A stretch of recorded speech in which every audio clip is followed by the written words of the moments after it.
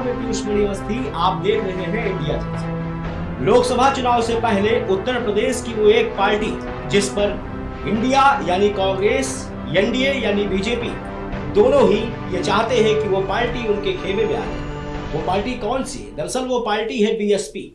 BSP की मुखिया मायावती ये बेहतर जानती है कि किस वक्त उनको किसके पाले में शामिल होना है। दरअसल पाले में शामिल होना उनकी मजबूरी है, क्योंकि उत्तर प्रदेश में उनकी जमीन अब कमजोर हो चुकी है। चुनाव से ठीक पहले मायावती अपना डिसीजन ले सकती है कि वो कांग्रेस के साथ जाएंगी या बीजेपी के साथ जाएंगी, लेकिन ये दोनों ही पार्टियां, कांग्रेस और बीजेपी, दोनों ही इस कवायद में लगी हुई हैं कि कैसे भी करके बीएसपी को अपने पाले में शामिल किया जाए। लेकिन बीएसपी ये बेहतर जानती है कि अभी उसका किसी भी पार्टी में शामिल होना नुकसानदायक हो सकता है। इसी रिपोर्ट के साथ आप देखिए इस रिपोर्ट में कि क्या है मायावती की पूरी रणनीति लोकसभा चुनाव को लेकर। उत्तर प्रदेश की राजनीति में बहुजन समाज पार्टी पर सबकी नजर लगी है। माना जा रहा है कि मायावती लाख तालमेल से मना करें, लेकिन आखिर में उनका फैसला तालमेल के पक्ष में ही जाएगा।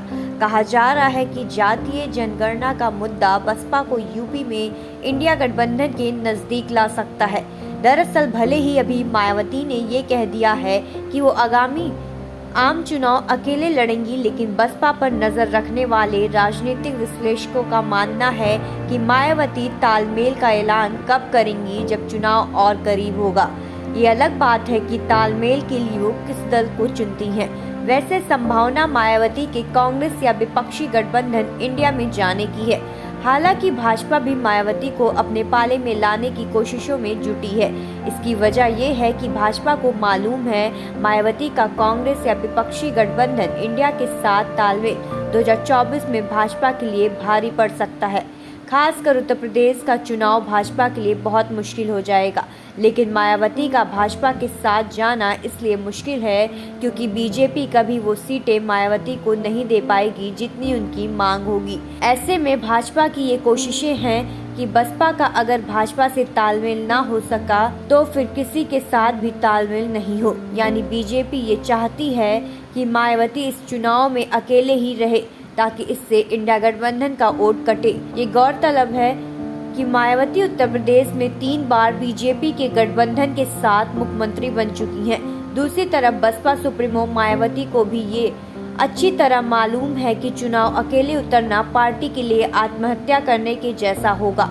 यानी पार्टी का 2014 के लोकसभा चुनाव की तरह 0 सीट पर आ जाएगी। सबसे हालिया विधानसभा चुनाव में बसपा 403 विधानसभा सीटों में से महज 1 सीट जीत पाई थी। दरअसल बसपा तालमेल करके लड़ती है तो उनको फायदा होता है।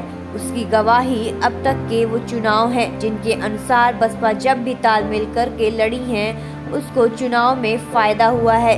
अकेले चुनाव लड़ने पर आमतौर पर उसको नुकसान ही उठाना पड़ा है, चुनाव चाहे लोकसभा का हो या फिर विधानसभा का। हाँ, ये अलग बात है कि उनके सहयोगी को उतना फायदा नहीं हुआ जितना कि बसपा को हुआ। मसलन पिछले लोकसभा का चुनाव मायावती समाजवादी पार्टी से तालमेल करके लड़ी। 2019 के चुनाव में जब वो लड़ने उतरी तो उनकी पार्टी का एक भी सांसद नहीं था, जबकि सपा के 5 सांसद थे। चुनाव में बसपा तो 5 ही सीट पर रह गई, लेकिन बसपा 0 से 10 सीट पर पहुंच गई। इससे पहले 1993 विधानसभा चुनाव में भी बसपा सपा के साथ मिलकर लड़ी। मतलब साफ है कि बसपा जब भी तालमेल करके लड़ती हैं तो उसको फायदा होता है और अकेले लड़ने पर नुकसान। इस सच्चाई से मायावती भी वाकिफ है। तभी माना जा रहा है कि मायावती आज नहीं तो कल तालमेल का ऐलान करेंगी। बस जरूरत मौके की है।